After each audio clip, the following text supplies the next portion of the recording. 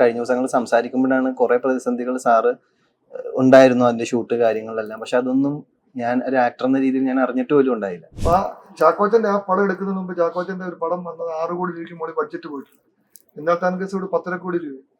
ചാക്കോച്ചൻ എന്നോട് പല പ്രാവശ്യം പറഞ്ഞു, ചേട്ടാ ഇത് ഭയങ്കര പൈസയല്ല, ഭയങ്കര പൈസയല്ല. ഞാൻ റിസ്ക് എടുക്കാൻ റെഡിയാണ്. അതേപോലെ നമ്മൾ ചെയ്യാനായിട്ടൊരു 30% ചെയ്തു എന്നുള്ളതാണ്. അതിനേക്കാളും അപ്പുറം ഭയങ്കര എഫേർട്ട്ലെസ് ആയിട്ട് ചെയ്യണ ഒരുപാട് പേര് അവിടെ ഉണ്ട്. ഓരോ മൂവ്സിനും ഭയങ്കര ഓത്തന്റിക് ആയിട്ട് ആ കബഡിയുടെ അത് കാലങ്ങളായിട്ട് ചെയ്യുന്നതിന്റെ ഒരു സാധനം. അത് തന്നെ ഒരു വലിയൊരു ഫാൻ ഫോളോയിങ് ഉണ്ട് അവിടെ. എന്നോട് ചോദിക്കാറുണ്ട്, ഈ അച്ഛൻ ആനപ്പുറത്തിരുന്ന് ചോദിച്ച മകന്റെ തളമ്പ് എടുത്തില്ലോ എന്ന് പറയാറുണ്ട്. സിനിമയിൽ മക്കൾ അഭിനയിക്കാൻ പറ്റും. ഞാൻ പറയും, ഈ മക്കളുടെ അപ്പൻ ആരാണ്? ഈ ബ്ലഡില് അത് തീർച്ചയായിട്ടും ഉണ്ട് അല്ലേ? പ്രണവിന് ലാലേട്ടന്റെ ബ്ലഡിൽ നിന്നല്ലേ പ്രണവുള്ളത്, അല്ലെങ്കിൽ മമ്മൂക്കയുടെ ബ്ലഡിൽ നിന്നാണ് ദുൽഖർ ഉള്ളത്. അത് തീർച്ചയായിട്ടും അവരിലുണ്ട്. ഇന്നുപോലെ അത് അബിക്കയുടെ ബ്ലഡിലുള്ള ആള് ഷെയ്നില് അത് ഇല്ലാതെ വരത്തില്ല. നമസ്കാരം. തത്തുമയി പ്രേക്ഷകർക്ക് ഹൃദയം നിറഞ്ഞ തിരുവോണാശംസകൾ. ഇന്ന് നമ്മോടൊപ്പം 2 വിശിഷ്ട അതിഥികളുണ്ട്. ഷെയ്ൻ നിഗം, ഒപ്പം തന്നെ സന്തോഷ് ടി കുരുവിള. എനിക്ക് തോന്നുന്നു മലയാളം സിനിമാ പ്രേക്ഷകർക്ക് പ്രത്യേകിച്ച് ഒരു പരിചയപ്പെടുത്തലിന്റെ ആവശ്യമില്ല ഇരുവരെയും. എന്തായാലും 2 പേർക്കും ഓണാശംസകൾ, ഒപ്പം തന്നെ സ്വാഗതം. അപ്പോ ബാൾട്ടിയുടെ വിശേഷങ്ങൾ പറയാനായിട്ടാണ് പ്രധാനമായി എത്തിയിരിക്കുന്നത്. ഒപ്പം തന്നെ ഓണവിശേഷങ്ങൾ പറയണം. മാത്രമല്ല മലയാള സിനിമയിലെ മാറ്റങ്ങളെ കുറിച്ച് ഇരുവർക്ക് എന്താണ് പറയാനുള്ളതെന്ന് അറിയണം. നമുക്ക് ആദ്യം സിനിമയെ കുറിച്ച് പറഞ്ഞു തുടങ്ങാൻ തോന്നുന്നു അല്ലേ ഷെയ്ൻ? RDXന് ശേഷം എനിക്ക് തോന്നുന്നു അതിനുശേഷം ഒരു തമിഴ് ചിത്രം ഉണ്ടായിരുന്നു അല്ലേ? മലയാള ചിത്രം ഉണ്ടായിരുന്നു, ലിറ്റിൽ ഹാർട്ട്സ് ഉണ്ടായിരുന്നു. അത് കഴിഞ്ഞു മദ്രാസ്കാരൻ ചെയ്തു. ഓക്കെ. ഇപ്പൊ ബാൾട്ടി. ഞാൻ ഈ RDX എടുത്തു പറയാൻ കാരണം ഒരു ആക്ഷൻ ത്രില്ലർ ആയിരുന്നു RDX. അതിനുശേഷം ബൾട്ടി വരുമ്പോഴും ഒരു സ്പോർട്സ് ഡ്രാമ ആണെങ്കിൽ പോലും ആക്ഷൻ ഡ്രാമയാണ്. അതെ, അതുകൊണ്ടാണ് ഞാൻ RDXനെ കുറിച്ച് എടുത്തു ചോദിച്ചത്. എന്തായാലുമാണ് പ്രതീക്ഷകൾ? എങ്ങനെയാണ് ഈ സിനിമയിലേക്ക് എത്തിപ്പെട്ടത്?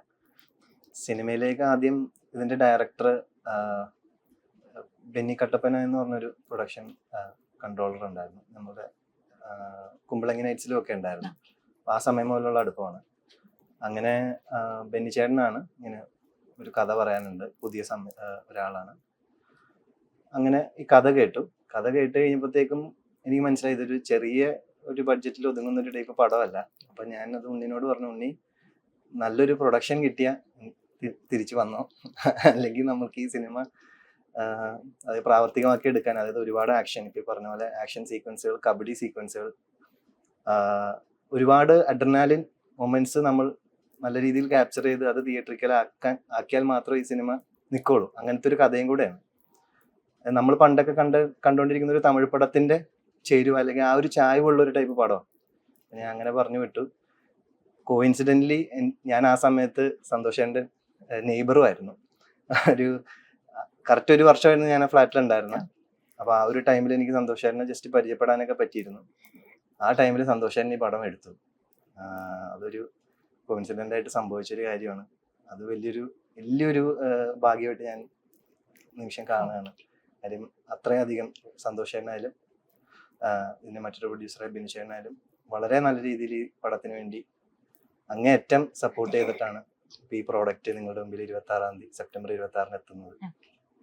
ബൾട്ടി ഷെയ്നെ സംബന്ധിച്ച് പ്രത്യേകത എന്ന് വെച്ചാൽ 25ാമത്തെ ചിത്രമാണ്. അതെ, അതില് സന്തോഷ് ടി കുരുവിള അദ്ദേഹം എത്തുന്നു, ബിനി ജോർജ് അലക്സാണ്ടർ അല്ലേ അടുത്ത പ്രൊഡ്യൂസർ.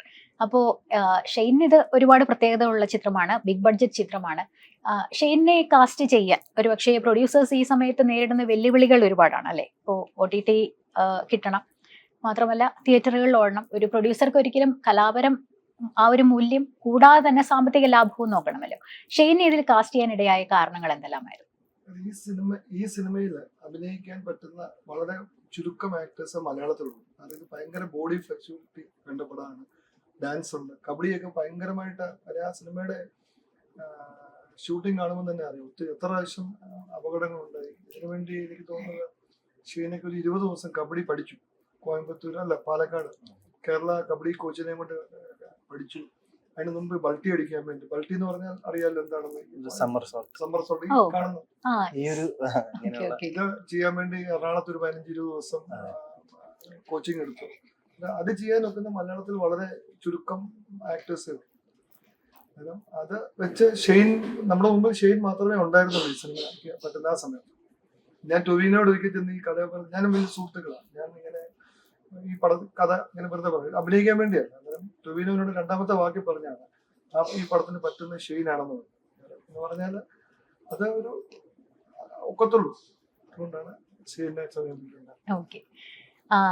നേരത്തെ ഞാൻ പറഞ്ഞു ഈ സന്തോഷ് ടി കുരുവിള എന്ന പേര് ഒരു പക്ഷേ മലയാളികൾക്ക് അധികം അറിയില്ലായിരിക്കും. പക്ഷെ ചെയ്ത സിനിമകൾ തീർച്ചയായിട്ടും മഹേഷിന്റെ പ്രതികാരം, മായാനദി, ഡാ തടിയ അല്ലെ, അങ്ങനെ ഒരു അതെ എന്നാത്താൻ കേസ് കൂടാതെ ആൻഡ്രോയിഡ് കുഞ്ഞപ്പൻ, അങ്ങനെ ഒരുപാട് ചിത്രങ്ങൾ.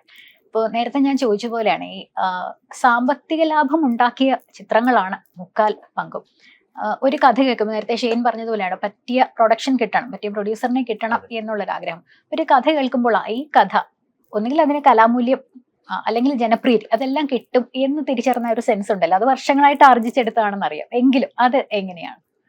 ഞാൻ കോളേജിൽ പഠിക്കുന്ന സമയത്ത് വിദ്യാർത്ഥി രാഷ്ട്രീയത്തിലും ഇങ്ങനെ ഇങ്ങനെ കോളേജിലെ ഫിലിം ക്ലബ്ബ്, നാടകോത്സവം ഇങ്ങനെയുള്ള പരിപാടികളുമായിട്ടൊക്കെ വളരെ ആക്റ്റീവായിരുന്നു.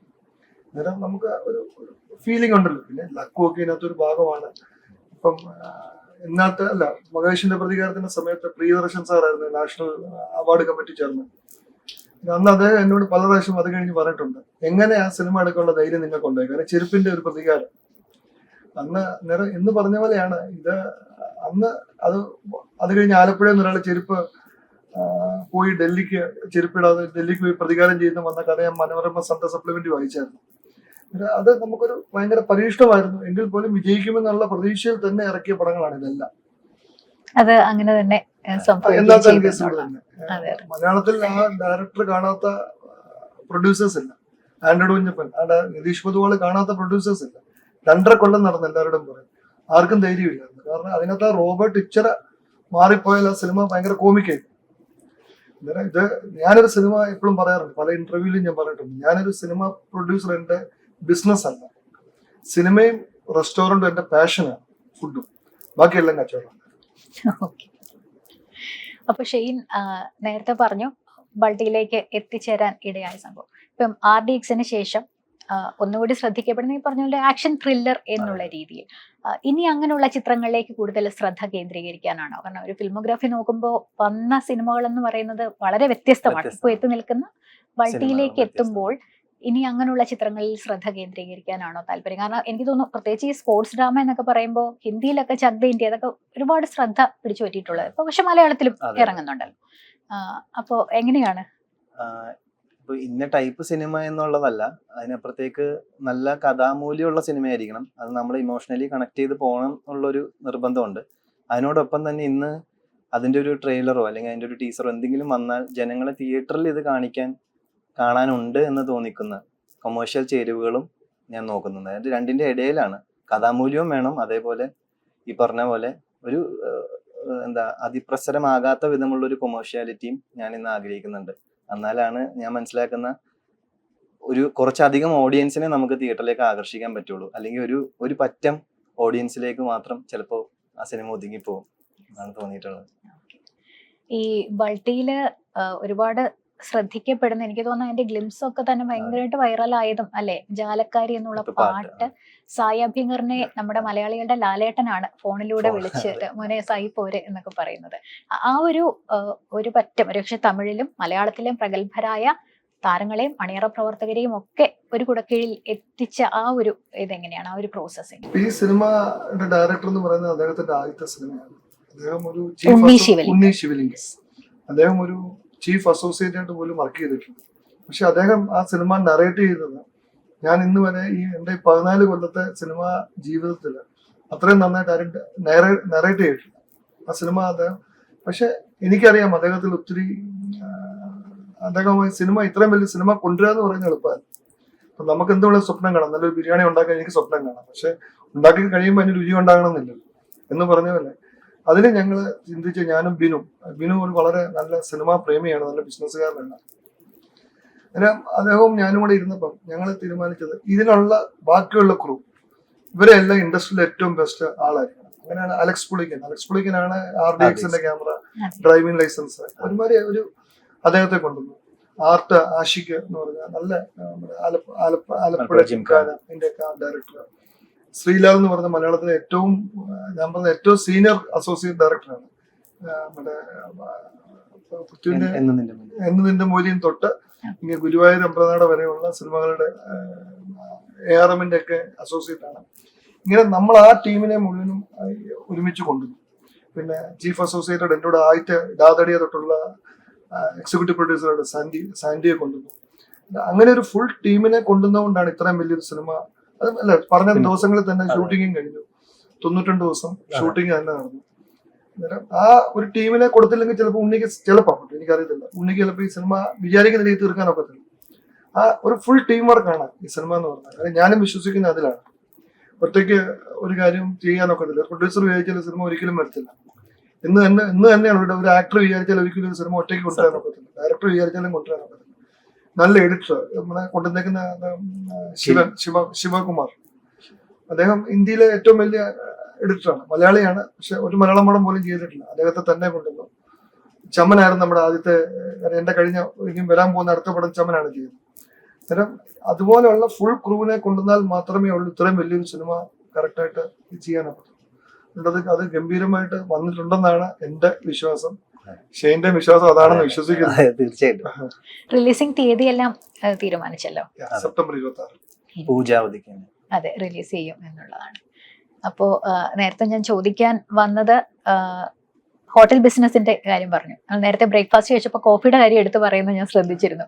അപ്പൊ ആ ഒരു പാഷൻ അത് എങ്ങനെയാണ്, ഫാമിലി ആയിട്ട് ഉള്ളതാണോ? സിനിമയും ഹോട്ടൽ വെച്ച് ബാക്കിയെല്ലാം കച്ചവടമാണെന്ന് പറഞ്ഞു. സിനിമ എന്ന് പറയുന്നത് ആ സമയത്ത് എന്റെ വണ്ണം 120 കിലോ ആയിരുന്നു.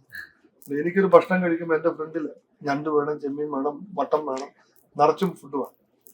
അതൊക്കെ ഒരു വലിയ ഭക്ഷണപ്രിയനായിരുന്നു.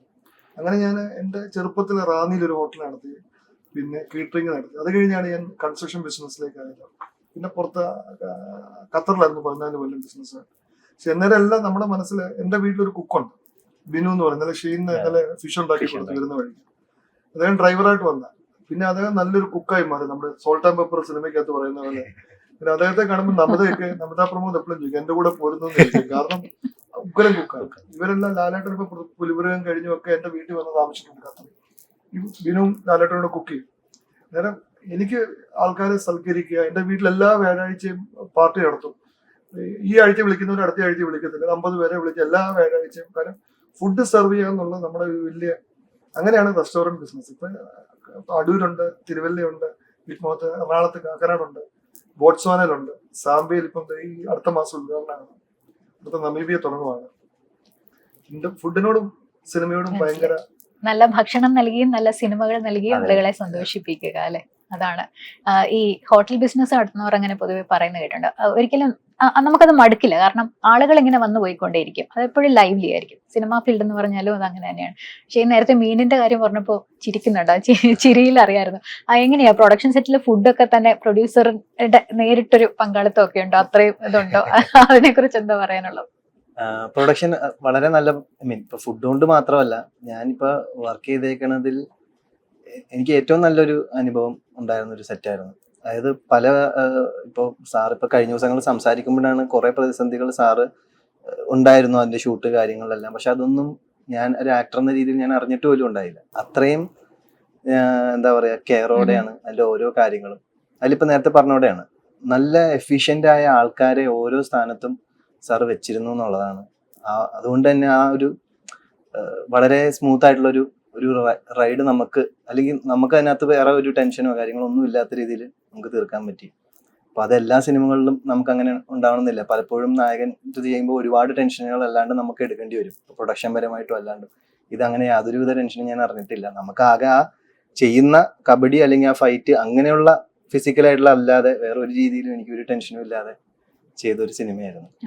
ഈ ബൈലിംഗ്വൽ തമിഴിലും മലയാളത്തിലും ഒരുപോലെ എടുക്കാൻ അതിനൊരു കാരണമായത് എങ്ങനെ? തമിഴ് സിനിമയായിട്ട് തുടങ്ങിയതാണോ അതോ അതെങ്ങനെയാണ്? ബൈലിംഗ്വൽ അല്ല ശരിക്കും പറഞ്ഞത്. ശരിക്കും മലയാളം പടമായിട്ടാണ് എടുത്തത്. പടത്തിന്റെ 60% മലയാളത്തിലും 40% തമിഴിലുമാണ് ഇത് ഒറിജിനലി സംഭാഷണം. അത് ഇപ്പം മഞ്ഞുമൽ ബോയ്സ് തമിഴ്നാട്ടിൽ തമിഴ് ഇതായിട്ടല്ല ശരിക്കും ഹിറ്റായത്, തമിഴും മലയാളവും കൂടെയാണ്. പക്ഷെ നമ്മളിത് ഫുള്ളി തമിഴ് വാക്കുന്നുണ്ട്. കാരണം എല്ലാ ബോർഡും എല്ലാം തമിഴിലും മലയാളത്തിലും. കേരള കോയമ്പത്തൂർ ബോർഡറിലാണ് സിനിമ മുഴുവൻ നടക്കുന്നത്, ഈ കഥ നടക്കുന്നത്. പിന്നെ ഇതിനകത്ത് അഭിനയിച്ചേക്കുന്ന സെൽവരാമൻ സാർ, നമ്മുടെ ധനുഷിന്റെ ബ്രദർ, വലിയ ഡയറക്ടറാണ് അദ്ദേഹം. അപ്പം അവരെല്ലാം തമിഴിൽ തന്നെയാണ് ഡബ് ചെയ്തേക്കുന്നതും. ഒത്തിരി ആൾക്കാർ തമിഴ് സംസാരിക്കുന്നുണ്ട്. ശാന്തനു നമ്മുടെ ഭാഗ്യരാജ അതെ, ശാന്തനു ഭാഗ്യരാജ. പൂർണ്ണമായ ജയറാമിന്റെ മകൻ ശാന്തനു ഉണ്ട്. അൽഫോൺസ് അൽഫോൺസ് പുത്രൻ നന്നായിട്ട് തമിഴ്, yes. മലയാളത്തെക്കാളും പുള്ളിക്ക് തമിഴാണ് തമിഴ് അറിയാം. തമിഴ് വഴങ്ങുന്നു. പൂർണിമ ശരിക്കും തമിഴ്നാട്ടുകാരിയാണല്ലോ പൂർണിമ എന്തരയത്ത്. അതെ. നേരം ഇത് സത്യം പറഞ്ഞാൽ ഇപ്പം കേരളത്തിലേക്കാളും കൂടുതൽ സിനിമ ആൾക്കാർ നോക്കിയിരിക്കും തമിഴ്നാട്ടിലാണ്. കാരണം നമ്മുടെ പാട്ടൊക്കെ ഭയങ്കര ഹിറ്റായി ആൾക്കാര് കൂടുതൽ എടുത്തേക്കുന്നത് തമിഴ്നാട്ടിലാണ്. അതെ. കേരളത്തിലും നന്നായിട്ട് ആൾക്കാർ എടുത്തിട്ടുണ്ട്. Okay. 2 ഭാഷയ്ക്കും പറ്റുന്ന സിനിമയാണ്. Okay. അപ്പൊ റിലീസ് എങ്ങനെയാണ്? പാൻ ഇന്ത്യൻ അതോ world wide? Pan Indian. Pan Indian release തന്നെയാണ്. ഈ പ്രൊഡക്ഷൻ കോസ്റ്റുകൾ കൂടുന്നു പൊതുവിൽ ഒരു പരാതി ഉയരുന്നുണ്ടല്ലേ? അത് താരങ്ങളും ഒക്കെ സഹകരിക്കണം, അത് ഒഴിവാക്കണമെങ്കിൽ പക്ഷെ ആരും സഹകരിക്കാൻ തയ്യാറില്ലെന്നൊക്കെ പരാതികൾ പല ഭാഗത്തു നിന്നും കേട്ടു. അത് നിങ്ങളെ പോലുള്ളവർക്ക് അത് കൃത്യമായിട്ട് അതിനൊരു അല്ല, ഞാനത് picture പല തരാൻ ഇന്റർവ്യൂവിൽ പറഞ്ഞിട്ടുണ്ട്. ഇപ്പം എനിക്ക് തീരുമാനിക്കാനാണ് ഈ ഹോട്ടലിൽ താമസിക്കണം. ഇപ്പൊ എന്റെ ഡ്രൈവർ താമസിക്കുന്ന അപ്പുറത്ത് ഇവിടെ 7000 രൂപയ്ക്ക് റൂം എടുത്തപ്പോൾ ഡ്രൈവർ താമസിക്കുന്നത് 2000 രൂപയുള്ളൂ. അവിടെ എനിക്ക് താമസിക്കാൻ അന്നേരം ഇത് പ്രൊഡ്യൂസ് ചെയ്യുന്നവർക്ക് തീരുമാനിക്കാം. ഇപ്പൊ എനിക്ക് മോഹൻലാലിനെ വെച്ച് സിനിമ എടുക്കണമെങ്കിൽ, ലാലേട്ടനെ വെച്ച് സിനിമ എടുക്കണമെങ്കിൽ ആ പൈസ കൊടുത്തേ നടക്കത്തുള്ളൂ. ഇപ്പൊ ഷെയ്നെ വെച്ച് സിനിമ, ഇപ്പൊ എന്റെ സിനിമയിലെ ഈ വന്നേക്കുന്ന പല ടെക്നീഷ്യൻസിനും ഞാൻ കൊടുത്തേക്കുന്നത് നല്ല പൈസയാണ്. ഡയറക്ടറെക്കാളും കൂടുതൽ പൈസയാണ് മിക്ക ടെക്നീഷ്യൻസിനും കൊടുത്തേക്കുന്നത്. കാരണം അവർ വന്നാലേ സിനിമ നന്നാകത്തുള്ളൂ. എനിക്ക് വേണമെങ്കിൽ അതിനേക്കാൾ ഇവിടെ 5 ലക്ഷം രൂപയ്ക്ക് ചെയ്യുന്ന ക്യാമറമാന്മാര് ആ ക്യാമറാമാനെ കൊണ്ടുവരാം. പക്ഷെ നമ്മൾ വിചാരിക്കുന്ന ഒരു പ്രോഡക്റ്റ് വരണമെങ്കിൽ ആ ആൾക്കാർ വരണം. അതിന് പൈസ മുടക്കിയാലേ പറ്റത്തുള്ളൂ. എല്ലാ ലോകത്തിൽ ഏത് ബിസിനസ് ടെൻഷൻ പ്രശ്നമില്ലാതെ തട്ടുകൾ കൂട്ടി പോകാറുണ്ട്. എൻ്റെ ഒരു ഡ്രൈവറെ ഇപ്പൊ ഈ പറഞ്ഞ ബിനു പണ്ട് എന്നോട് ഖത്തറിൽ നിന്ന് പണങ്ങി പോയിട്ട് ഞാൻ ഓട്ടോറിക്ഷ എടുത്ത് ഓടിക്കാൻ പോകുന്നു. നാട്ടിൽ പോയി ഞാൻ പോയി ഓട്ടോറിക്ഷ എടുത്ത് ഓടിക്കാൻ, ഓട്ടോറിക്ഷ മേടിക്കാനുള്ള പൈസ നന്നാക്കാന്ന് പറഞ്ഞു. അത് കഴിഞ്ഞ് എന്നോട് ഒരു 2 കൊല്ലം കഴിഞ്ഞു പുള്ളിയുടെ 2 ഓട്ടോറിക്ഷ എടുത്തിട്ട് 1 കൊല്ലം കഴിഞ്ഞ് ആത്മഹത്യയുടെ വക്കത്തെ. പുള്ളി ചിന്തിക്കുന്നത് ഓട്ടോറിക്ഷ എടുക്കുക ഡെയിലി 150 രൂപ അല്ലെങ്കിൽ 200 രൂപ കിട്ടുന്നതാണ്. ഓട്ടോറിക്ഷയ്ക്ക് വരുന്ന പണിയോ ഈ ഓട്ടോറിക്ഷയ്ക്ക് വരുന്ന ഇൻഷുറൻസോ തേയ്മാനോ ഒന്നും ചിന്തിക്കാറില്ല. ആക്സിഡന്റ് പറ്റാം എന്ന് പറഞ്ഞ പോലെയാണ് ഏത് ബിസിനസ്സിനും ടെൻഷനുണ്ട്. പൈസ മുടക്കി ചെയ്താൽ പൈസ തിരിച്ചു വരും. ഇപ്പൊ പൈസ എല്ലാം കിട്ടണമെന്നില്ല. ഇപ്പൊ ഞാൻ രാവിലെ പറഞ്ഞ നാരദൻ സിനിമയിൽ എനിക്ക് പൈസ നഷ്ടപ്പെട്ടിട്ടുണ്ട്. എനിക്ക് യാതൊരു ബുദ്ധിമുട്ടും തോന്നിയിട്ടില്ല. ഞാൻ ചെയ്തത് ശരിയാണ് എന്ന് ഇന്നും വിശ്വസിക്കുന്നുണ്ട്. കാരണം നമ്മുടെ നാട്ടിൽ നടക്കുന്ന വിഷയങ്ങൾ എനിക്ക് പല ചാനലുകളും കാണുമ്പോൾ അതിനോട് ഭയങ്കര വിയോജിപ്പുകളുണ്ട്. അതെനിക്ക് പറയാനൊത്തല്ലോ എന്ന് ആൾക്കാരെ സ്വീകരിച്ചോ ഇല്ലയോ എന്നുള്ളതാണ്. പറയാനൊത്തല്ലോ. അല്ല, ആ പൈസ പോയാൽ എനിക്ക് യാതൊരു സങ്കടവും ഇല്ല. പൈസ ഉണ്ടാക്കാൻ വേറെ എന്തൊക്കെ ബിസിനസ്, എനിക്ക് IT കമ്പനി ഉണ്ട്, കൺസ്ട്രക്ഷൻ ഉണ്ട്, ഇവിടെയൊക്കെ പൈസ ഉണ്ടാക്കാം എന്ന് പറഞ്ഞ പോലെ. ഇപ്പം എന്നാത്താൻ കേസോടും ഒക്കെ ഭയങ്കര റിസ്കി സിനിമയാണ്. അപ്പൊ ആ ചാക്കോച്ചന്റെ ആ പടം എടുക്കുന്നതിന് മുമ്പ് ചാക്കോച്ചന്റെ ഒരു പടം വന്നത് 6 കോടി രൂപയ്ക്ക് മുകളിൽ ബഡ്ജറ്റ് പോയിട്ടില്ല. എന്നാത്താൻ കേസോട് 10.5 കോടി രൂപ. ചാക്കോച്ചൻ എന്നോട് പല പ്രാവശ്യം പറ്റും, ചേട്ടാ ഇത് ഭയങ്കര പൈസയല്ല, ഭയങ്കര പൈസയല്ല. ഞാൻ ആ റിസ്ക് എടുക്കാൻ റെഡിയാണ്. കാരണം നമ്മൾ ആ റിസ്ക് എടുത്താലേ ഉള്ളൂ. റിസ്ക് ഇസ് ക്യാഷ് എന്നാണ് ചീട്ട് കളിക്കാർ പറയുക. ചീട്ട് കളിക്കത്തില്ല, കളിക്കാർ പറയുന്നത് എന്ന് പറഞ്ഞ പോലെയാണ്. നമ്മൾ ആ പൈസ മുടക്കിയാലേ പൈസ വന്നു വെച്ചാൽ മോഹൻലാലിനെ വെച്ചെടുക്കുന്നവർ എടുത്താൽ മതി, മമ്മൂക്കായെ വെച്ചെടുക്കുന്നവർ എടുത്താൽ മതി. എന്നിട്ട് ഇവർക്ക് ആർക്കും ഡേറ്റ് ഇല്ലല്ലോ. മലയാളത്തിൽ ഏതെങ്കിലും ഒരു ആക്ടറുടെ ഡേറ്റ് ആർക്കെങ്കിലും മേടിക്കാൻ ഒക്കത്തില്ല. എല്ലാവരും തിരക്കാം. ഈ പറയുന്ന ഞാൻ ഈ പ്രൊഡ്യൂസർ അസോസിയേഷന്റെ ഈ പറയുന്നതിന് ഒത്തിരി പ്രതികരിച്ചിട്ടുണ്ട്. കാരണം എനിക്ക് വേണമെങ്കിൽ എടുത്താൽ മതി, സിനിമ എടുക്കണം എന്ന് ആരും നിർബന്ധിക്കുന്നുമില്ലല്ലോ. അന്നേരം എന്ന് പറഞ്ഞ പോലെയാണ് ഇതൊന്നും. പ്രതിഫലം എന്ന് പറയുന്നത് അവരവരുടെ കഴിവിനനുസരിച്ച്. ഇപ്പൊ ഷെയ്ൻ ചിലപ്പോൾ ഈ സിനിമ ഹിറ്റായി കഴിഞ്ഞാൽ ചിലപ്പോൾ ശമ്പളം കൂട്ടും. ഞാൻ ചെന്നാലും ശമ്പളം ചിലപ്പോൾ എന്നോട് ഇരട്ടി ചോദിക്കാം, ഞാൻ കൊടുക്കത്തില്ല. അന്നേരം ഇത് ഇപ്പൊ ടൊവിനോ എന്റെ കൂടെ പണ്ട് അഭിനയിച്ചപ്പോ മേടിച്ച ശമ്പളത്തിന്റെ 10 ഇരട്ടി 20 ഇരട്ടി ഇപ്പം മേടിക്കുന്നത്. അന്നേരം അല്ല ഞാൻ പറഞ്ഞത് ഓരോരുത്തരുടെ കാര്യമാണ്. സുരാജേട്ടൻ എന്റെ കൂടെ അഭിനയിച്ച പടത്തിന് എന്റെ 2 ഇരട്ടി ഇപ്പം മേടിക്കുന്നുണ്ട്. ചാക്കോച്ചൻ ഇപ്പൊ അതിന്റെ 2 ഇരട്ടി മേടിക്കുന്നുണ്ട്. ഇവരെ വേണമെങ്കിൽ എടുത്താൽ മതി. അവരെ വെച്ച് സിനിമ എടുത്താൽ വിജയിക്കത്തുള്ളെങ്കിൽ അവരെ തന്നെ എടുത്തേ ചെയ്യത്തുള്ളൂ. ഇതാണ് എന്റെ കാഴ്ചപ്പാട്. ഷെയ്ൻ വീണ്ടും ബൾട്ടിയിലേക്ക് വന്നാൽ, ഞാൻ RDX എടുത്തെടുത്ത് പറയുന്നത് എനിക്ക് അത്രയും ഇഷ്ടപ്പെട്ടൊരു സിനിമയാണ്. പക്ഷേ ഓഫ് കോഴ്സ് കുമ്പളങ്ങി നൈറ്റ്സ് ആവട്ടെ, ഇഷ്ക് ആവട്ടെ, അതിലൊക്കെ ഒരു പക്ഷേ വളരെ ഇമോഷണൽ ആയ, അല്ലെ, സെന്റിമെന്റൽ ആയ, എന്നാൽ ഫാമിലിയോട് അറ്റാച്ച്ഡ് ആയ, റെബല്യസ് ആയ ഒരു ഷെയ്നെയാണ് കണ്ടത്. അത് പലപ്പോഴും എനിക്ക് തോന്നുന്നു. ഒപ്പം തന്നെ ഭൂതകാലം, ഇപ്പൊ മുന്നിൽ നടക്കുന്നത് എന്താണെന്ന് ഷെയ്ന്റെ മുഖഭാവവും ഷെയ്ന്റെ കണ്ണുകളിലൂടെ നമുക്ക് അറിയാൻ പറ്റും. RDX തന്നെ ആ കാർണിവലിലുള്ള ആ ഫൈറ്റ് സീനിൽ ആ ഒരു ഉന്മാദം ഷെയ്ന്റെ കണ്ണുകളിൽ അറിയാൻ പറ്റും. അപ്പൊ എവിടെയൊക്കെ വായിച്ചു കേട്ടിട്ടുണ്ട് ഷെയ്ൻ പറയുന്നത് ഒരു കഥാപാത്രത്തിൽ നിന്ന് ഇറങ്ങി വരാൻ കുറച്ച് സമയം എടുക്കാൻ. ഇപ്പൊ ഈ ബാൾട്ടിക്ക് വേണ്ടിയിട്ട് എടുത്ത തയ്യാറെടുപ്പുകൾ നേരത്തെ സന്തോഷേട്ടൻ പറയുകയുണ്ടായി. ആ ഒരു അഡ്രിനാലിൻ റഷ് ഒക്കെ അത് എത്രത്തോളം എൻജോയ് ചെയ്യുന്നുണ്ടായിരുന്നു? ശരിക്കും പറഞ്ഞ ആ ഒരു ആക്ടറിനെ സംബന്ധിച്ചിടത്തോളം ആ ചെയ്യുന്ന ഒരു പ്രോസസ്സാണ് ശരിക്കും പറഞ്ഞാൽ അയാളുടെ ഉന്മാദം എന്നാണ് വിശ്വസിക്കുന്നത്. ആ അത്രയും കാലഘട്ടം നമ്മൾ ഒരു വ്യക്തിയായിട്ട് അയാളുടെ ലോകത്ത്, അയാളുടെ സുഹൃത്തുക്കൾ, ഇപ്പോൾ അയാളുടെ കാഴ്ചപ്പാടുകൾ, ഇങ്ങനെ ഒരു കുറെ കാര്യങ്ങളിലേക്ക് നമ്മൾ അഡാപ്റ്റ് ആവും. ആ രീതിയിൽ ഞാനെന്ന വ്യക്തിയും ഇവോൾവ് ആവുന്നുണ്ട്, അറിഞ്ഞോ അറിയാതെ. ഇപ്പോ വലിയ പെരുന്നാൾ എന്നൊരു സിനിമ ഞാൻ ചെയ്തിരുന്നു. അത് 2019 ഇറങ്ങി. അത് വളരെ ഫ്ലോപ്പായ ഒരു സിനിമയായിരുന്നു. പക്ഷെ ആ സിനിമ ഞാൻ ചെയ്തതിൽ ഞാൻ ഒരുപാട് റിയൽ ആയിട്ടുള്ള ആൾക്കാരെ, അതായത് ഇപ്പോൾ മോശമായിട്ട് പറയല്ല, ആ സമയത്ത് അത് പലതവണ ജയിലിൽ കിടന്ന അല്ലെങ്കിൽ അങ്ങനെയൊക്കെ ഉള്ള ഒരുപാട് പേരായിട്ട് ഞാൻ നേരിട്ട് ഇന്ററാക്ട് ചെയ്തിട്ടുണ്ട്. അതെന്റെ ജീവിതത്തിൽ വളരെ പുതിയൊരു കാര്യമാണ്. ഞാൻ പഠിച്ചത് അങ്ങനത്തെ ഒരു സ്കൂളും കോളേജ് ആണെങ്കിലും ഒരു ഭയങ്കര സ്ട്രിക്റ്റ് ആയിട്ടുള്ള ഒരു കോളേജൊക്കെ ആയിരുന്നു. അവിടെ നിന്ന് ഞാൻ ഒരു റിയാലിറ്റി, ഒരു ലൈഫിന്റെ റിയാലിറ്റി ഞാൻ നേരിട്ട് തൊട്ടറിഞ്ഞത് ആ പടം അഭിനയിച്ചതിന് ശേഷം. ശരിക്കും പറഞ്ഞാൽ അതാണ് എന്റെ കോളേജ് എന്ന് ഞാൻ വിശ്വസിക്കുന്നത്. വളരെ സാധാരണക്കാരെ, അതായത് അങ്ങനെയുള്ളവരായിട്ട് ഇന്ററാക്ട് ചെയ്യാനും അവരുടെ ജീവിതം എങ്ങനെയാണ്, അവർ ചിന്തിക്കുന്നത് എങ്ങനെയാണ്. അപ്പോൾ ഓരോ കഥാപാത്രങ്ങളിലൂടെയാണ്. ചിലപ്പോൾ ആ സിനിമ ഞാൻ ചെയ്തത് കൊണ്ടും എനിക്ക് ബൾട്ടി ഇന്ന് ചെയ്യാൻ എളുപ്പമുണ്ടാവും എന്ന് ഞാൻ വിശ്വസിക്കുന്നു. കാര്യം ഒരുപാട് എന്താ പറയാ, വളരെ ബേസിക് ആയിട്ട് അന്നുള്ള ശമ്പളം കൊണ്ട് ജീവിക്കുന്ന, അല്ലെങ്കിൽ എന്ത് തൊഴിലിനും വേണമെങ്കിൽ പോകാൻ റെഡി ആയിട്ട് നിൽക്കുന്ന കൊല്ലത്തരം ആൾക്കാർ. അപ്പോൾ ഈ സിനിമയിലാണെങ്കിലും ഇതിനൊരു ലോക്കൽ ഫ്ലേവർ ഉണ്ട്. വളരെ ഡൗൺ ടു എർത്ത് ആയിട്ടുള്ള ഒരു ചെറിയൊരു മട്ടൺ സ്റ്റോളൊക്കെ നടത്തി പോകുന്ന ഒരു പയ്യൻ, അവന് ഉദയൻ. അപ്പോൾ അവന്റെ അവരുടെ സുഹൃത്തുക്കളിൽ തന്നെ വൈവിധ്യമായ ക്യാരക്ടേഴ്സ് ഉണ്ട്. ഓരോരുത്തരുടെ ആഗ്രഹങ്ങളും അവരുടെ ചിന്തകളൊക്കെ വേറെയാണ്. ഉദയന്റെ ചിന്തകൾ വേറെയാണ്. അപ്പോൾ ഇതിലൂടെ എല്ലാം നമുക്ക് മനസ്സിലാക്കി അങ്ങനെ ഒരു കഥാപാത്രത്തിലേക്ക് നമുക്ക് എത്താൻ പറ്റുന്നുണ്ടെങ്കിൽ ബേസിക്കലി എല്ലാ സിനിമകളും നമ്മളെ സഹായിക്കുന്നുണ്ട്. എല്ലാ കഥാപാത്രങ്ങളും സഹായിക്കുന്നുണ്ട്. ഇപ്പൊ ഉദയൻ ചെയ്തതുകൊണ്ട് എനിക്ക് നാളെ വേറൊരു സിനിമയും എനിക്ക് ചിലപ്പോൾ ചെയ്യാനുള്ള ഒരു ഹെൽപ്പ് ഇതിൽ നിന്നും കിട്ടും. അപ്പൊ അങ്ങനെയാണ് ഞാൻ വിശ്വസിക്കുന്നത്. ഓരോ കഥാപാത്രവും നമ്മളെ ഓരോന്നോരോ നമ്മുടെ ജീവിതത്തിലേക്കും പഠിപ്പിക്കുന്നുണ്ട്. നാളെ നമുക്ക് ചെയ്യേണ്ട ഒരു സിനിമയിലേക്കും അല്ലെങ്കിൽ അങ്ങനെ ഒരു കഥാപാത്രത്തിലേക്കും നമ്മളെ ഹെൽപ്പ് ചെയ്യുന്നുണ്ട് ഇൻഡയറക്ട്ലി, അറിഞ്ഞോ അറിയാതെ. അതെ, ഈ കബഡിയുടെ ഈ റൈഡേഴ്സ് അല്ലെ, അങ്ങനെ ഒരു ക്ലബ്ബ് അങ്ങനെയൊക്കെയാണെന്ന് തോന്നല്ലേ? അതൊരു പക്ഷെ ആ ഒരു പ്രദേശത്ത് മാത്രം ഒതുങ്ങി നിൽക്കുന്ന ഒരു സംവിധാനമാണോ? അതെ, അല്ല, ഞാൻ ഈ റൈഡേഴ്സ് എന്ന് പറഞ്ഞ ഒരു ക്ലബിന്റെ പഞ്ചമി റൈഡേഴ്സ് ആണ് ഞങ്ങളുടെ ഗ്രൂപ്പിന്റെ പേര്. ഓക്കെ. അവിടെ തന്നെ പുറത്താമര എന്ന് പറഞ്ഞ വേറൊരു സ്ട്രോങ് ഗ്രൂപ്പ് ഉണ്ട്. അതാണ് സെൽവരാഘവൻ സാറിന്റെ ഓണർഷിപ്പിലുള്ള ഒരു കമ്പനിയാണ്. അപ്പൊ അങ്ങനെ പിന്നെ ഒരുപാട് പറയാത്തെന്ന് വെച്ചാൽ നിങ്ങൾക്ക് കാണാനുള്ള ഒരു എക്സൈറ്റ്മെന്റ് നഷ്ടപ്പെടണ്ടെന്ന് ഓർത്തിട്ടാണ്.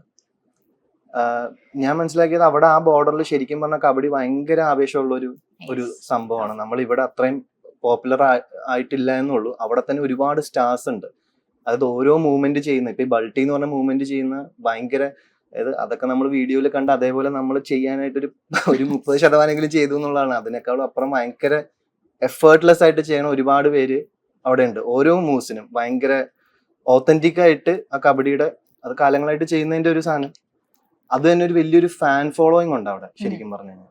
അത് ആ ഒരു ബോർഡറിൽ തന്നെ അവർക്ക് നല്ലൊരു റീച്ച് ഉണ്ട് ശരിക്കും പറഞ്ഞാൽ. അതിലെല്ലാം ഈ ഒറിജിനൽ കബഡി പ്ലേയേഴ്സ് അങ്ങനെ അല്ലേ ചെയ്യുന്നുണ്ട്?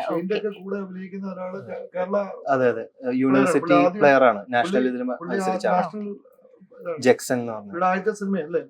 അതെ, ആദ്യത്തെ പടം, ആദ്യത്തെ സിനിമ. കൂടെ തന്നെ ഇവര് ഫ്രണ്ട്സ് ആയിട്ട് 4 പേരിൽ ഒരാളാണ് കബഡി കളിക്കാരുണ്ട്. ബാക്കിയുള്ള പലരും സ്റ്റേറ്റ് പ്ലേയേഴ്സും നാഷണൽ പ്ലേയേഴ്സും ആണ്. അങ്ങനെയുള്ളവരെയാണ് ഇവര് കഴിഞ്ഞ ആഴ്ച പോയി നമ്മള് പ്രോ കബഡി നടന്നുകൊണ്ടിരിക്കുകയാണ്. കഴിഞ്ഞ ആഴ്ച ചെന്നൈ പോയി തമിഴ് തലൈവേഴ്സുമായിട്ട് ഒരു മാച്ച്, ഫ്രണ്ട്ലി മാച്ച് ഒക്കെ കളിച്ചു. നമ്മളുടെ പ്രൊമോഷന്റെ ഭാഗമായിട്ട് തന്നെ. എന്നാലും ശരിക്കും പറഞ്ഞാൽ അവരുടെ മാച്ചുകൾ, അതായത് ഓരോ ദിവസവും 25 ദിവസം പ്രാക്ടീസ് ഉണ്ടെന്ന് പറഞ്ഞാൽ എല്ലാ ദിവസവും ഞങ്ങളുടെ കോച്ച് ഇവരുടെ മാച്ചാണ് കാണിച്ചുകൊണ്ടിരുന്നത്. ഇവരുടെ മാച്ച്, അതായത് ഓരോരുത്തരുടെ മൂവ്സ് ഇത് കണ്ടാണ് നമ്മൾക്ക് അതേപോലെ ചെയ്യാനാണ് ശ്രമങ്ങൾ നടത്തിക്കൊണ്ടിരുന്നത്. പക്ഷെ അവരെ നമുക്ക് റിലീസിന് മുമ്പ് തന്നെ എന്താ പറയാ, ഒരു ഭാഗ്യം പോലെ നമുക്ക് അവരോട് ഒരു മാച്ച്, ഫ്രണ്ട്ലി മാച്ച്, അവർക്ക് ഇതൊരു തമാശയാണ്. പക്ഷെ നമ്മളെ സംബന്ധിച്ചിടത്തോളം അത് വലിയൊരു കാര്യമായിട്ടാണ് ഞങ്ങൾ സമയം കണ്ട് ശീലിച്ചുകൊണ്ടിരുന്നവരാണ്. അതെ, അവരെ കണ്ടാണ് നമ്മൾക്ക് ഇതിലേക്ക് ആ ഒരു കുറച്ച് ദിവസം കൊണ്ട് എന്തെങ്കിലും ചെയ്യാൻ പറ്റിയിട്ടുണ്ടെങ്കിൽ തന്നെ ആ ഒരു അവരോടൊക്കെ ഒരു ഇൻസ്പിറേഷനും കൂടെയാണ്. ഈ അൽഫോൺസ് പുത്രനും ഭയങ്കര വേറൊരു മേക്ക് ഓവറിലാണ്. ആദ്യമായിട്ടാണ് സിനിമയിൽ ഇത്രയും വലിയ റോൾ ചെയ്യുന്നത്. മറ്റേത് പ്രേമത്തിലേക്ക് ഒരു സെക്കൻഡോ 10 സെക്കൻഡോ വന്നിട്ട് പോവല്ലേ. ഇത് പുള്ളിയൊരു വലിയ റോള് തന്നെ ഈ സിനിമയിൽ ചെയ്തിട്ടുണ്ട്, ഗംഭീരമായിട്ട് ചെയ്തിട്ടുണ്ട്. യെസ് യെസ്, അത് കണ്ടപ്പോ മനസ്സിലായി ആ വിഷ്വലൊക്കെ പുള്ളിയുടെ ഒരു നേച്ചർ എങ്ങനെയാണ്, ഈ വയലൻസ് ചെയ്യുന്ന രീതി എങ്ങനെയാണെന്നൊക്കെ ആ ഒരു ചെറിയ ചില ട്രെയിലർ കാണിച്ചിട്ടുള്ള ബാക്കി കാണാനിരിക്കുന്നതേ ഉള്ളൂ. അതാണ്. അപ്പോ സിനിമയുടെ ബാക്കിയുടെ ഇതെല്ലാം പറഞ്ഞു. ഇനിയിപ്പോ വരുന്ന അപ്കമിങ് പ്രോജക്ട്സ്? ഞാൻ ചെയ്തൊരു സിനിമ ഏപ്രിലിൽ റിലീസ് ആകേണ്ടിരുന്നതാണ്. അത് പക്ഷെ ഇപ്പോഴാണ് അതിന്റെ വർക്കുകളൊക്കെ കഴിഞ്ഞ് കംപ്ലീറ്റ് ആയിരിക്കുന്നത്. ഹാലെന്നാണ്, അതൊരു ലവ് സ്റ്റോറിയാണ്. അതും അടുത്തൊരു റിലീസ് ഉണ്ട്. പിന്നെ ഞാൻ ജിത്തു സാറിന്റെ പ്രൊഡക്ഷനിൽ ഇ4 എന്റർടൈൻമെന്റിന്റെ ബാനറിൽ ഒരു പടം ചെയ്തു. ദൃഢം എന്നാണ് അതിന്റെ ഒരു ലുക്ക് വന്നിരുന്നു. ഒരു പോലീസ് ഇൻവെസ്റ്റിഗേഷൻ ത്രില്ലറാണ്. ഇത് രണ്ടുമാണ് ബൾട്ടിക്ക് അടുത്തും അല്ലെങ്കിൽ ശേഷമൊക്കെ ഇറങ്ങാനുള്ളത്. ബൾട്ടിയുടെ പ്രൊമോഷൻ വർക്കുകളും ഒക്കെ ആയിട്ട് ഓണം അങ്ങനെ അങ്ങ് പോകുന്നു തോന്നുന്നു അല്ലേ? ഓണം അങ്ങനെ അങ്ങ് പോകുന്നു അല്ലേ? ഓണത്തെ കുറിച്ചുള്ള എന്നുവെച്ചാൽ ഞാൻ പറയാൻ വന്നത്, അഭിചേട്ടന്റെ ഒക്കെ കാസറ്റ്സ് അല്ലെങ്കിൽ അദ്ദേഹത്തിന്റെ സ്റ്റേജ് ഷോസ് ഒക്കെ ഇല്ലാത്തൊരു ഓണം നമുക്ക് ഞാനൊക്കെ 80s കിഡാണ്, നമുക്ക് ആലോചിക്കാൻ പോലും പറ്റുന്നുണ്ടായിരുന്നില്ല. അച്ഛൻ അങ്ങനെ എന്തെങ്കിലും ഒരു ഉപദേശം ഇപ്പൊ സിനിമയിലേക്ക് എനിക്ക് തോന്നുന്നു ആകസ്മികമായി എത്തിപ്പെട്ടു എന്ന് ഷെയ്ൻ പലപ്പോഴും പറഞ്ഞിട്ടുണ്ട്. എന്തെങ്കിലും ഉപദേശം തന്നിട്ടുണ്ടോ? ഇപ്പൊ പറവ ഒക്കെ അദ്ദേഹം അതെ, അപ്പോ അങ്ങനെ എന്തെങ്കിലും എന്ന് വെച്ചാൽ അത്രയും അനുഭവ സമ്പത്തുള്ള ഒരു പിതാവിന്റെ മകനാവുമ്പോ? സത്യം പറഞ്ഞു കഴിഞ്ഞാൽ അങ്ങനെ എന്നെ സത്യം പറഞ്ഞ ഉപദേശിച്ചിട്ടില്ല. അതെങ്ങനെ അത് ഏത് രീതിയിലാണ് നിങ്ങൾ എടുക്കാന്നറിയില്ല. പക്ഷെ സിനിമയില് വാപ്ചി വരണമെന്ന് ഒരുപാട് ആഗ്രഹിച്ചിട്ടുള്ള ഒരു വ്യക്തിയാണ്. എനിക്കിങ്ങനെ ചെറിയ ചെറിയ മാറ്റങ്ങൾ, ഇപ്പൊ കിസ്മത്ത് വരുന്ന സമയത്ത് എന്ന് വെച്ച് കഴിഞ്ഞാൽ അതിനോടൊരു കറക്റ്റ് കുറച്ച് മാസങ്ങൾക്ക് മുമ്പ് വാപ്ചിക്ക് അസുഖം ഉണ്ടെന്ന് ഡയഗ്നോസ് ആവുന്നത്. അപ്പോ ഓക്കെ, അപ്പൊ അവിടുന്ന് വാപ്ചി ശരിക്കും പറഞ്ഞു കഴിഞ്ഞാൽ ക്ഷീണിച്ചു തുടങ്ങിയായിരുന്നു. പിന്നെ എൻ്റെ ഈ സിനിമകൾ കാണുന്നത് ശരിക്കും പറഞ്ഞാൽ വാപ്ചിക്ക് ഒരു സന്തോഷം എന്തായാലും നൽകിയിട്ടുണ്ട്. വാപ്ചിയുടെ സുഹൃത്തിനോട് പറഞ്ഞിട്ടുണ്ട്, എന്നെ കാണിക്കുമ്പോൾ ഒന്ന് കൈയടിക്കണം കാണണമെന്ന് ആഗ്രഹമുണ്ടെന്ന് പറഞ്ഞു. പറവയിൽ അത് നടന്നിട്ടാണ്. അത് കണ്ടു ഒരു കൈയടി എനിക്ക് എന്നെ കാണിക്കുമ്പോൾ കിട്ടിയിട്ടുണ്ടായിരുന്നു. അത് വാപ്ചി അന്ന് ഫ്രണ്ടിനോട് ഷെയർ ചെയ്ത ആ ഫ്രണ്ട് പിന്നീട് വാപ്ചി മരണപ്പെട്ടതിന് ശേഷം എന്നോട് പറഞ്ഞിട്ടുണ്ട്. അപ്പോ ഇന്നൊരു ഉപദേശം എന്ന് പറഞ്ഞു തന്നിട്ടില്ല. ആകെ ഇപ്പൊ പറഞ്ഞ ഒരു റിയലിസ്റ്റിക്, ഒരു സ്വാഭാവിക അഭിനയം കാഴ്ചവെക്കാൻ എനിക്ക് ഒരു നല്ലൊരു പ്രചോദനം നൽകിയിട്ടുണ്ടായി. അതായത് ആ കഥാപാത്രമായിട്ട് നമ്മൾ ആൾക്കാർക്ക് മേക്ക് ബിലീഫ് ചെയ്യാൻ എന്തെല്ലാം നിനക്ക് കൊടുക്കാമോ അതിലേക്ക് നമ്മൾ എന്താ പറയാ ആഴ്ത്തി ചെല്ലണം. അതായത് ഇപ്പോ അഭിനയം കൊണ്ടാണെങ്കിലും ഡാൻസ് കൊണ്ടാണെങ്കിലും ഫൈറ്റ് കൊണ്ടാണെങ്കിലും അവിടെ നമ്മൾക്ക് എന്ത് നിനക്ക് മാക്സിമം ചെയ്യാമോ അത് ചെയ്യണമെന്ന് പറഞ്ഞിട്ടുണ്ട്. അതായത് എപ്പോഴും പണ്ട് മുതൽ എൻ്റെ അടുത്തൊരു എക്സാമ്പിൾ പറയും. അതായത് 2 കുതിരകൾ മത്സരിക്കാൻ ഓടിയിട്ട് ലൈൻ പോയിന്റ് 2 പേരും ഒരുമിച്ച് ഫിനിഷ് ചെയ്തത്. പക്ഷെ അതിൽ ഒരാളാ ജയിച്ച. ആ കഥ എന്താണെന്ന് വെച്ച് കഴിഞ്ഞാൽ അത് ഒരു മത്സരബുദ്ധി ഇതിന്റെ തലയിൽ ഇടാനല്ല, പക്ഷെ ഒരു കഥയാണത്. ആ ഫിനിഷ് ലൈനിൽ എത്തിയ സമയത്ത് ഈ കുതിരയിൽ ഒരാൾ ഒന്ന് മൂക്ക് നീട്ടി. അയാൾക്കാണ് ശരിക്കും പറഞ്ഞാൽ പ്രൈസ് കിട്ടിയത്. 2 പേരും ഒരുമിച്ചാണ് ഓടിയത്, ഒരേ കഴിവാണ്. ആ മൂക്ക് നീട്ടുന്നെന്ന് പറഞ്ഞാൽ നമ്മളുടെ ഒരു ശരിക്കും പറഞ്ഞാൽ അതൊരു എക്സ്ട്രാ സിൻസിയറിറ്റിയാണ്. നമ്മൾ ചെയ്യുന്നതിനോട് നമുക്ക് എന്ത് ചെയ്യാമോ അത് മാക്സിമം ചെയ്യാനുള്ള ഒരു പ്രചോദനമാണ് ശരിക്കും പറഞ്ഞാൽ നൽകിയിരുന്നത്. ഇപ്പൊ സിനിമയിലല്ലാതെ ഉള്ള ഇങ്ങനെ ആൾക്കാരോട് ബിഹേവ് അങ്ങനെയുള്ള കാര്യങ്ങളൊന്നും സത്യം പറഞ്ഞു കഴിഞ്ഞാൽ അങ്ങനെ ഒരു ഉപദേശം വന്നിട്ടില്ല. ഇത്തരം കുറച്ച് കാര്യങ്ങളൊക്കെ ആയിരുന്നു. ഈ സൈഡ് റോളുകൾ ചെയ്തിട്ടുണ്ട്, അതിനുശേഷം ഒരുപക്ഷെ നായിക വേഷത്തിലെ കുമ്പളങ്ങി പോലുള്ളതും ചെയ്തിട്ടുണ്ട്, നായിക വേഷത്തിലേക്ക് എത്തിയിട്ടുണ്ട്. സന്തോഷമായിട്ട് ഒരു ഇത്രയും കാലത്തെ പരിചയമുള്ള ഒരു മുതിർന്ന ആളെന്നുള്ള നിലയിൽ, സിനിമ ഇഷ്ടമുള്ള ആളെന്നുള്ളത്, ഞാൻ പ്രൊഡ്യൂസർ എന്നുള്ള രീതി മാറ്റി വെച്ചിട്ടിരിക്കുകയാണ്. ഷെയ്ൻ ഇപ്പൊ ബൾട്ടിയിലെത്തി നിൽക്കുമ്പോൾ എങ്ങനെ ഷെയ്ൻ്റെ ഒരു വളർച്ചയെ നോക്കി കാണും? ഞാൻ ഇത് വളരെ ക്ലിയർ ആയിട്ട് പറയാറുണ്ട്. ഈ ഷെയ്ൻ മലയാളത്തിലെ ഒരു സൂപ്പർ സ്റ്റാറായിട്ട് തന്നെ വരും. കാരണം അതിനുള്ള അഭിനയ കഴിവുണ്ട്. അത് ബൾട്ടിയിലൊക്കെ നമ്മൾ വളരെ ക്ലിയർ ആയിട്ട് കണ്ടോണ്ടിരിക്കുന്നതാണ്. ബൾട്ടി തന്നെ കുമ്പളങ്ങി നൈറ്റ്സ് എനിക്ക് ഭയങ്കര ഇഷ്ടമുള്ള ഒരു സിനിമയാണ്. എന്റെ കൂടെ ഒത്തിരി വർക്ക് ചെയ്ത മധു സി നാരായണന്റെ സിനിമയാണ്. ദിലീഷ് പോത്തന്റെ ഒക്കെ പ്രൊഡക്ഷനിലുള്ള സിനിമ എല്ലാവരുടെ എനിക്ക് ഭയങ്കര ഇഷ്ടമുള്ള സിനിമയാണ്. അഭിനയ കഴിവ് നമ്മൾ ഇതെല്ലാം ഹെറിഡിറ്ററിയാണ്.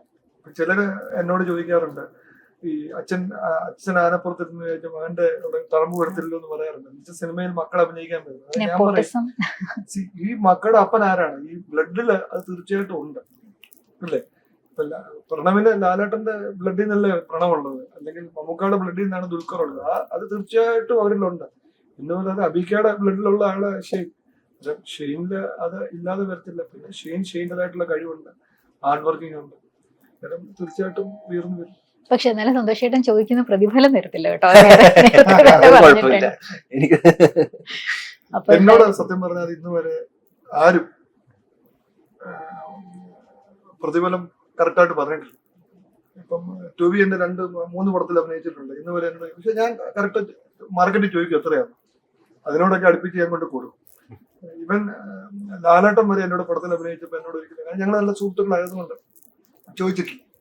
പക്ഷെ ഞാൻ കൊണ്ടേ കൊടുത്തു. അവസാനം എന്നോട് ഇത്ര പൈസ വേണ്ടെന്നും പറഞ്ഞിട്ടുണ്ട് ലാലേട്ടൻ. അന്നേരം എന്ന് പറഞ്ഞ പോലെ ഇത് പ്രതിഫലത്തിന്റെ കാര്യം. ഞാൻ ഒരു ക്രിസ്ത്യാനിയാണ്. എന്നെ ചെറുപ്പത്തിൽ ഈ സൺഡേ സ്കൂളൊക്കെ പഠിക്കുന്ന സമയത്ത് അന്ന് പഠിപ്പിച്ചിട്ടുണ്ട്. ജോലി ചെയ്യുന്നവന്റെ കൂലി അവന്റെ വേർപ്പുണങ്ങുന്ന. ഖത്തറിൽ എനിക്ക് 3000 ജോലിക്കാരുണ്ടായിരുന്നു. എന്റെ കൂടെ ജോലി ചെയ്ത ഒരു മനുഷ്യൻ വരെ ഞാൻ ഫേസ്ബുക്കിൽ വെല്ലുവിളി ചോദിച്ചിട്ടുണ്ട്. ഒരു മനുഷ്യന് ശമ്പളം കിട്ടായിരുന്നു. എന്റെ ഹോട്ടലുകളിൽ 10ാം തീയതി സാലറിയാണ്, ഇന്ന് വരെ 11ാം തീയതി ആയിട്ടുണ്ട്. ഇപ്പൊ 400 ജോലിക്കാർ ചെയ്തിട്ടുണ്ട്. എന്റെ ലോകത്തിലുള്ള ഒരു സ്ഥാപനത്തിലും പലയിടത്തും 7ാം തീയതി, പലയിടത്തും 10ാം തീയതി. ഇന്ന് വരെ ഒരിടത്ത് പോലും 7ാം തീയതി 10ാം തീയതി മാറിയിട്ടില്ല. എനിക്കില്ലെങ്കിലും ഞാൻ വിശ്വസിക്കുന്നത് ഈ അധ്വാനിക്കുന്ന ആൾക്കാർക്ക് പൈസ കിട്ടും. ഇതൊക്കെ ചെറുപ്പത്തിൽ പഠിച്ചാൽ. ഇപ്പൊ ഞാനൊരു വലിയ വിശ്വാസിയോ അങ്ങനെ പള്ളിയിലൊന്നും അധികം പോകാറില്ല. വർഷത്തിൽ 1 പ്രാവശ്യം 2 പ്രാവശ്യം ഒക്കെ പോകത്തുള്ളൂ. എങ്കിലും ഞാൻ അന്ന് പഠിച്ച പല കാര്യങ്ങളുണ്ട്. ഇത് അങ്ങനെ ആ പഠിച്ച കാര്യങ്ങൾ ജീവിതത്തിൽ പ്രാബല്യത്തിലാക്കാൻ ആഗ്രഹിക്കുന്ന വ്യക്തിയാണ്. പാട്ടും ഡാൻസും എല്ലാം ഉണ്ടെന്നറിയാം. രാധാരമേ അദ്ദേഹമാണല്ലോ പാടിയത് ഭൂതകാലത്തിലെ. ഇനി പുതിയ ഡയറക്ഷനിൽ ഒരു പാട്ട് പാടിയിരുന്നു. ഓക്കെ, അത് ഹാൽ സിനിമയിലെ ഒരു പാട്ടായിരുന്നു. ഹാലില് ഒരു പാടിയിട്ടുണ്ട്. പാട്ട് അല്ല, അതിൽ 3 പാട്ട് പാടിയിട്ടുണ്ട്. അതിൽ ഒരെണ്ണം ഇറങ്ങിയിട്ടുണ്ട്. ഓക്കെ, അപ്പോ ഡയറക്ഷനിലും ഒരു കൈ നോക്കാനുള്ള ഉദ്ദേശമുണ്ടോ? കാരണം ചെയ്യുന്ന സിനിമകളിലല്ലേ ഇപ്പോൾ രാജരവിയുടെ സംവിധാനത്തിന്റെ ഒരു രീതി വേറെയാണെന്ന്. അതെ. കുമ്പളങ്ങിയിൽ ഇപ്പൊ തന്നെ ബൾട്ടിയിലെ കാര്യം. അപ്പൊ ഇതെല്ലാം ആ ഒരു ആംഗിളും കൂടെ നോക്കി പഠിക്കുന്ന കൂട്ടത്തിലാണ്, അഭിനയം കൂടാതെ. അല്ല, അത് തീർച്ചയായിട്ടും അത് അങ്ങനെ അത് നാച്ചുറലി അങ്ങനെയാണ്. കാരണം വേറൊന്നും കൊണ്ടല്ല. ഞാൻ എന്റെ 7th സ്റ്റാൻഡേർഡ് മുതൽ തന്നെ എന്റെ സുഹൃത്തുക്കളെ വെച്ചിട്ട് എന്തെങ്കിലുമൊക്കെ ഡിജിറ്റൽ ക്യാമറ വെച്ച് ഷോർട്ട് ഫിലിമുകളൊക്കെ എടുത്തുകൊണ്ടിരുന്നത് ആ കണ്ണിലൂടെ കാണും. ഇപ്പോൾ നമ്മള് ഒരു വിഷ്വൽ സെറ്റ് ചെയ്യുമ്പോൾ എവിടെയൊക്കെ ലൈറ്റ് വെച്ചിട്ടുണ്ട്, എന്താണ് ആ പുതിയ വന്ന ടെക്നോളജി, ഈ ക്യാമറമാൻ ഏത് രീതിയിലാണ് അതിനെ അപ്രോച്ച് ചെയ്യുന്നത്, എന്താണ് അതിന്റെ ടോണ്, അത് അറിയാതെ. കാര്യം ഞാൻ ശരിക്കും പറഞ്ഞാൽ ക്യാമറമാൻ ആകാൻ വേണ്ടിയിട്ടാണ് സാറിന്റെ അസിസ്റ്റ് ചെയ്യാൻ, രാജീവ് സാറിനെ അസിസ്റ്റ് ചെയ്യാനായിട്ടൊക്കെ ഞാൻ ശ്രമിച്ചിട്ടൊക്കെ ഉണ്ട്. ബോംബെ വെൽവെറ്റിൽ പോയി വർക്ക് ചെയ്യാൻ എനിക്കൊരു അവസരം കിട്ടിയിരുന്നു. പക്ഷെ എനിക്ക് അന്ന് പോകാനുള്ള ഒരു സിറ്റുവേഷൻ ആയിരുന്നില്ല വീട്ടിൽ നിന്ന്. അപ്പൊ അങ്ങനെ അതാണ്, അതിനോട് ആഗ്രഹമുണ്ട്. ഇപ്പൊ ബിഹൈൻഡ് സത്യം പറഞ്ഞ സിനിമയിൽ ഇങ്ങനൊരു പറഞ്ഞ ഒരു അഭിനയത്തിലേക്ക് എത്തുന്നത് വളരെ യാദൃശ്യമാണ്. ഞാൻ പറഞ്ഞ പോലെ അതിനു മുമ്പ് തന്നെ സ്കൂൾ ടൈമിലും കോളേജ് ടൈമിലും എല്ലാം ബിഹൈൻഡിനോട് ഒരുപാട് താല്പര്യം തോന്നിയിട്ടുണ്ട്. ചിലപ്പോ അറിയില്ല, സംഭവിക്കാം. ഞാൻ അഡ്വൈസ് ഇപ്പൊ ഉടനെ ഒന്നും പോയേക്കില്ല. പോയേക്കില്ല. പൈസ ഒക്കെ അതെ, അതെ, അതെ, ഡയറക്ഷൻ എന്ന് പറയുന്നത് ഒരു സിനിമ എടുത്ത ഇപ്പൊ ദിലീഷ് പോത്തൻ പടം എടുക്കുന്ന 2-3 കൊല്ലം കഴിയുമ്പോഴും അതെ. അഭിനയിച്ചാൽ അപ്പം കാശ് മേടിച്ചോണ്ട് പോകും. ഡയറക്ഷൻ എന്ന് പറയുന്നത് കാലഘട്ടങ്ങളാണ്. തുടങ്ങിയിട്ട് ഒരു കൊല്ലായി. ഈ സിനിമ ഇവർ അഭിനയിക്കാൻ വരുന്നതിന് ഒരു 3-4 മാസം മുമ്പ് തുടങ്ങി ഇപ്പോഴും നടന്നുകൊണ്ടിരിക്കുകയാണ്. ഒരു വലിയൊരു പണിയാണ്. പ്രോസസ്സാണ്. ഒരു വലിയൊരു തിരക്കഥ ഉണ്ടാക്കണമെങ്കിൽ തന്നെ നല്ല വർഷങ്ങളുടെ കഷ്ടപ്പാട് വേണം ശരിക്കും. ഇതൊക്കെ നല്ല ഇച്ചിരിയേറെ കാശ് ഉണ്ടാക്കി അതെ, അതെ. ഒരു സിനിമ ഡയറക്ട് ചെയ്യുന്നതിനൊന്നും ഒരു കുഴപ്പമില്ല. നല്ലതാണ്. ഈ ഉമ്മച്ചിയും അനിയത്തിമാരും എല്ലാം എല്ലാ കാര്യത്തിലും സപ്പോർട്ടായിട്ട് തന്നെ ഒരുമിച്ച് തന്നെയാണ് താമസിക്കുന്നത്. അപ്പോ ബൾട്ടി വൻ വിജയം ആകട്ടെ. ഏതാണ്ട് അതിന്റെ ഒരു ലാഞ്ചന അല്ലെങ്കിൽ അതിന്റെ ഒരു വേവ്സ് ഒക്കെ കണ്ടു തുടങ്ങിയിട്ടുണ്ട്. നേരത്തെ പറഞ്ഞാലും യൂട്യൂബിലായാലും സോഷ്യൽ മീഡിയയിലായാലും ഒക്കെ. അപ്പൊ വലിയ വിജയമാകട്ടെ. സന്തോഷേട്ടനും ഇനി ഒരുപാട് നല്ല സിനിമകൾ. എന്റെ ഒരു പടം കൂടെ വരാനുണ്ട്, പെണ്ണും പൊറോട്ടും എന്ന് പറഞ്ഞ. ഞാൻ വളരെ ഒരു നല്ല പൈസ മുടക്കി വളരെ ഒരു പരീക്ഷണ സിനിമയാണ്. മൃഗങ്ങളും മനുഷ്യനും തമ്മിലുള്ള വ്യത്യാസം എന്താണ്, എന്തുകൊണ്ടാണ് മൃഗങ്ങള് ആക്രമിക്കുന്നതൊക്കെ ഉള്ള രീതിയിലുള്ള ഒരു സിനിമ. അത് ഇത് കഴിഞ്ഞ് വരാനുണ്ട്, പെണ്ണും പൊറോട്ടും. അതിന്റെ വർക്കുകളൊക്കെ അത് ഇതിനൊക്കെ മുമ്പ് തീർന്നതാണ്. പക്ഷെ ആനിമൽ ബോർഡിന്റെ പെർമിഷൻ കിട്ടാൻ 1 കൊല്ലം എടുത്തത്. ഒത്തിരി മൃഗങ്ങൾ അതിനകത്തുണ്ട്. അതിപ്പോ ഏകദേശം കിട്ടി. ഇത് നമ്മുടെ വളരെ വലിയ സിനിമയാണ്. കൂടുതൽ കാശ് മുടക്കി ആദ്യം തിരിച്ചു വരട്ടെന്ന് അത് കഴിഞ്ഞാണ് പരീക്ഷണ സിനിമ പിന്നീട് അത് കഴിഞ്ഞിറക്കാം. ഒക്ടോബർ 30 അതും വരും. ഉടനെ തന്നെ ഉണ്ട്, 1 മാസത്തെ ഇടവേളയിലുണ്ട്. അപ്പൊ വിജയങ്ങളാകട്ടെ എല്ലാം. ഇങ്ങോട്ടുള്ള ഞങ്ങളെ എല്ലാവരെയും നല്ല നല്ല സിനിമകൾ പുറത്തിറക്കി ആനന്ദിപ്പിക്കാൻ സാധിക്കട്ടെ. ഷെയ്നും അതുപോലെ തന്നെ എനിക്ക് വലിയ ഇഷ്ടമുള്ളൊരു ആക്ടറാണ് കേട്ടോ. എന്തായാലും കണ്ടതിലും സംസാരിച്ചതിലും കുറച്ചൊരു ഇൻട്രോവേർട്ട് മൂഡാണെന്ന് തോന്നുന്നല്ലേ, കുറച്ചൊന്ന് ഇതായി വരാൻ. എനിക്കാണെങ്കിൽ ഇഷ്ടം പോലെ ജോലി എറണാകുളത്തുണ്ടായിരുന്നു. സിനിമയുടെ വർക്കുകൾ ഞാൻ ആഫ്രിക്കയ്ക്ക് ഒത്തിരി സാധനങ്ങൾ എക്സ്പോർട്ട് ചെയ്യുന്നുണ്ട്. അതെല്ലാം ഈ ഓണത്തിന് മുമ്പ് ഷിപ്പേ ലോഡ് ചെയ്യണം. നല്ല ജോലിയുള്ള ദിവസങ്ങളായിരുന്നു. അന്നേരം എന്നോട് പറഞ്ഞു സന്തോഷ് സാറും കൂടെ വാ. അന്നേരം ഞാൻ പറഞ്ഞ പിന്നെ വന്നേക്കാം, എന്റെ കൂടെ ആവശ്യമാണ്. നാടകമൊക്കെ ഇപ്പൊ മാറും, വലിയ താമസമില്ലാതെ എല്ലാം മാറി വളരെ കയറിയുള്ള സ്വഭാവമായിരിക്കും. അപ്പൊ നന്നായിട്ട് വരട്ടെ ഷെയ്ൻ. Thank you. അപ്പം ഈ തിരുവോണ ദിവസം ഞങ്ങളിലേക്ക് എത്തിയതിൽ തത്വമേ പ്രേക്ഷകർക്ക് ഇത്രയും വിശേഷങ്ങൾ പങ്കുവച്ചതിലും വളരെയധികം നന്ദി രണ്ടുപേർക്കും. എല്ലാവർക്കും ഓണാശംസകൾ. ഓണാശംസകൾ.